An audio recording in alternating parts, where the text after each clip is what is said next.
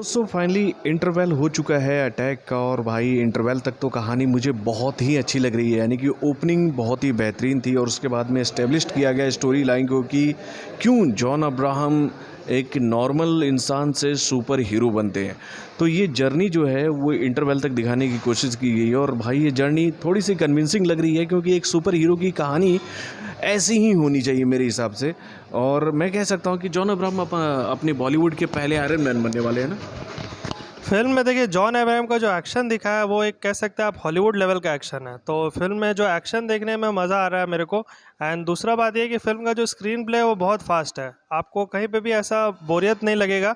बहुत स्पीड में फिल्म चलती है एंड पूरा आपको इंगेज करके रखती है। फिल्म का जो स्टोरी लाइन है वो भी अभी तक बढ़िया लग रहा है।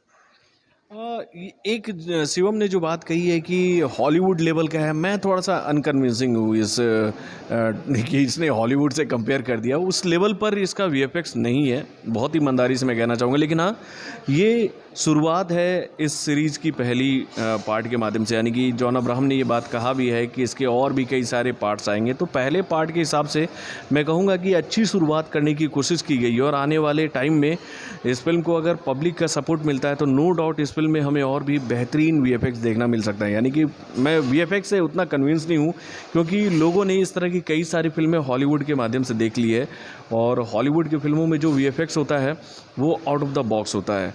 और मैं उम्मीद यही कर रहा था कि कम से कम उस लेवल का वीएफएक्स देखने को मिलना चाहिए था, लेकिन अभी तक वो बात तो मुझे नहीं नज़र आई। लेकिन हाँ, स्टोरी लाइन बहुत ही अच्छी है।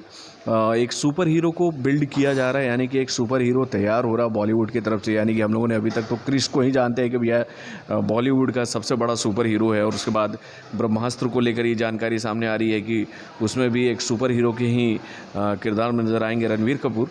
तो उनकी फिल्म तो बाद में आएगी, लेकिन उससे पहले ही जॉन अब्राहम सुपर हीरो बनते नज़र आ रहे हैं। तो ये जर्नी अच्छी लग रही है और मैं कह सकता हूँ कि इस पर और भी बेहतरीन हो सकता था, लेकिन चलिए शुरुआत है। इंटरवल तक कहानी ठीक लगी है, बीच में कहीं कहीं कहानी ड्रैगी हो रही थी। कुछ पार्ट्स ऐसे थे जो मुझे लग रहा था कि ज़बरदस्ती का डाला गया है, उसको बीच बीच में हल्का हल्का सीन देके अगर निकाला जाता तो वो ठीक लगता। लेकिन कोई बात नहीं, फर्स्ट पार्ट है। लेकिन इंटरवल के बाद लगता है कि बहुत ज़बरदस्त एक्शन हमें देखने को मिलेगा, यानी कि इंटरवल जिस पार्ट पर किया गया वो बहुत ही सॉलिड। क्या कहना चाहोगे? फिल्म में एक बात है कि गाने बहुत सारे दिए हैं। इंटरवल तक 3 गाना था, ये बहुत ज़्यादा ड्रैग हो गया। 1 या 2 गाना भी देते तो बहुत था। एंड इंटरवल का जो सीन था, एक्शन सीन था, वो दमदार था। एंड अभी लगता है कि इंटरवल के बाद जो मिशन दिखाएगा वो बहुत मस्त होगा।